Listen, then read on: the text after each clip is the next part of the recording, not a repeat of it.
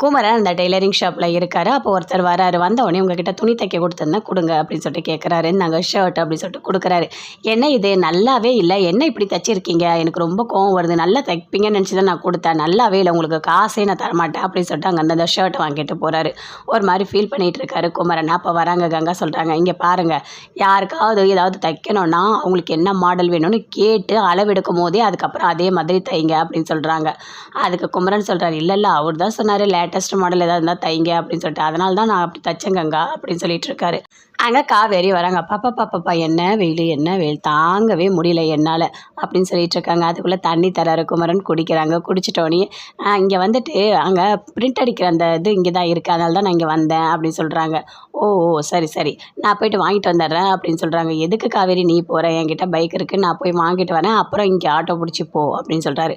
ஓ அந்த கடையா, நானே போயிட்டு அந்த போஸ்டர் எல்லாமே வாங்கிட்டு வரேன் அப்படின்னு சொல்லிட்டு அங்கே அந்த குமரன் போய் வாங்கி கொடுக்குறாரு. சூப்பராக இருக்குல்ல போஸ்டர், நல்லா இருக்கு இந்த அப்பளம் அப்படின்னு சொல்லிட்டு பேசிகிட்டே இருக்காங்க. அதுக்குள்ளே ஒருத்தர் வராரு. இங்கே பாருங்கள், நான் வந்து தெரியாமல் உங்களை திட்டிட்டு போயிட்டேன், என் பையன் சொன்னான் அந்த ஷர்ட் வந்து சூப்பராக இருக்குது நல்லா இருக்குன்னு சொல்லிட்டு, இந்தாங்க பணம் அப்படின்னு சொல்லிட்டு கொடுத்துட்டு போகிறாரு. அப்போ குமரன் சொல்கிறாரு, இவர் ஷர்ட் வந்து நல்லா தைக்கலன்னு சொல்லிட்டு கோவப்பட்டு பணம் தர மாட்டேன்னு போயிட்டார், இப்போ திரும்பி வந்து பணம் கொடுக்குறாரு அப்படின்னு சொல்கிறாரு. ஓ அப்படியா மாமா, ஆமாம் இங்கே பாரு, இது பிஸ்னஸ், இந்த மாதிரிலாம் தான் நடக்கும், நாம் அப்பளம் கொடுக்குறோம், சில பேர் அப்பளம் கூட பிரச்சனைன்னு சொல்லுவாங்க, அதனால் எல்லாமே நம்ம கொடுக்குற பொருள் தரமாக இருக்கணும் அப்படின்னு சொல்லிட்டு குமரன் சொல்கிறாரு. ஆமாம் இல்லை மாமா, அம்மாலாம் நல்லா தான் பண்ணுறாங்க, அதெல்லாம் ஒன்றும் பிரச்சனை இல்லை, சரி மாமா நான் போயிட்டு வரேன் அப்படின்னு சொல்லிட்டு காவேரி அங்கேருந்து போகிறாங்க. போயிட்டு சூப்பராக அழகாக ஸ்டில்ஸ் எல்லாமே ரெடி பண்ணி கொண்டு வராங்க.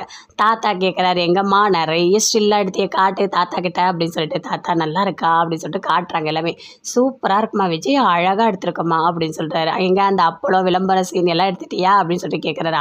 தாத்தா எல்லாமே சூப்பராக நான் எடுத்துட்டேன், ஸ்டில்லாம் சூப்பராக இருக்குது, அதனால் உங்கள் பேரனை இந்த விளம்பரத்துக்கு அப்புறம் எத்தனை டைரக்டர் கூப்பிட போகிறாங்கன்னு பாருங்கள், நல்லா நடிக்க போகிறாரு அப்படின்னு சொல்கிறாங்க காவேரி.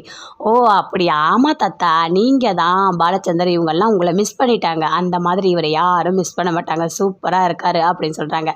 சரி ஸ்டார்ட் பண்ணலாமா அப்படின்னு சொல்லிட்டு அழகாக ஒரு ஸ்டில் எடுத்துகிட்டு வந்து ரெட் கலர் அழகாக போட்டு மாட்டுறாங்க, ஷர்ட் போட்டு. சூப்பராக இருக்குமா அப்படின்னு சொல்லிட்டு தாத்தா சொல்கிறாரு. நல்லா இருக்கான் அப்படின்னு சொல்லிட்டு ரொம்ப ஃபீல் பண்ணுறாரு. அதுக்குள்ளே அங்கேருந்து வராரு விஜய். என்ன நிறைய ஃபோட்டோஸ்லாம் எடுத்து எனக்கு அனுப்பவே இல்லை அப்படின்னு சொல்கிறாரு. அதெல்லாம் அனுப்பிட்டேன், நீங்கள் தான் பார்க்கல அப்படின்னு சொல்லிட்டு தாத்தா காவேரி ரெண்டு பேருமே சொல்கிறாங்க. ஐயோ ஆமாம் கொஞ்சம் பிஸியாக இருந்தேன் நான் பார்க்கல. ஆமாம் சூப்பராக இருக்குது, ஸ்டில் எல்லாமே அழகாக இருக்குல்ல, சரி இதை நம்ம டிபியில் வைக்கலாம் அப்படின்னு சொல்லிட்டு ஒரு ஸ்டில்லை செலக்ட் பண்ணி அழகாக டிபியில் வைக்கிறாரு. அப்படியே ஹாலுக்கு வராரு. வந்தவொடனே பார்க்குறாரு, ஃபோட்டோவை பார்த்தோடனே ரொம்ப சந்தோஷப்படுறாரு. சூப்பராக இருக்குது காவேரி, இந்த ஃபோட்டோ ஹாலில் மாட்டியிருக்கா, நல்லா இருக்குது, இன்னொரு ஃபோட்டோ கூட ரெடி பண்ணியிருக்கா அப்படின்னு சொல்லிட்டு தாத்தா சொல்கிறாரு. அந்த ஃபோட்டோவை உங்கள் பெட்ரூமில் மாட்ட போகிறாளாம் அப்படின்னு சொல்லிட்டு இருக்கா தாத்தா. இதெல்லாம் பார்க்குறாங்க ராகினி. பார்த்தோன்னே பயங்கரமாக கோவம் வருது, அப்படியே கடுப்பாய் உள்ளே போகிறாங்க. உண்மையாகவே எல்லாம் நல்லா இருக்குது காவேரி, சூப்பராக இருக்குது எல்லாமே. ஆமாம் இன்னும் நிறைய ஃபோட்டோ வேறு ரெடி பண்ணி வச்சுருக்கியா, நல்லா இருக்குது அப்படின்னு சொல்லிட்டு இருக்காரு தாத்தா. எல்லாருமே ரொம்ப சந்தோஷமாக பார்க்குறாங்க. ராகினி உள்ளே போகிறாங்க. இதுங்க ரெண்டு என்ன இவ்வளோ சந்தோஷமாக இருக்குது, இதுங்களை எப்படியாவது பிரிக்கலான்னு பார்த்தா அப்படியே ஓவராக பண்ணுதுங்க, ஃபோட்டோஸ்லாம் வேறு ஹாலில் மாட்டுதுங்க, ரூமில் மாட்ட போகிறேன்னுதுங்க அப்படின்னு சொல்லிட்டு ராகினிக்கு அப்படியே வயிற்றுச்சலாக இருக்குது. தாத்தா விஜய் காவேரி எல்லாருமே சேர்ந்து ரொம்ப அழகாக இருக்குது ஃபோட்டோன்னு சொல்லி பார்க்குறாங்க.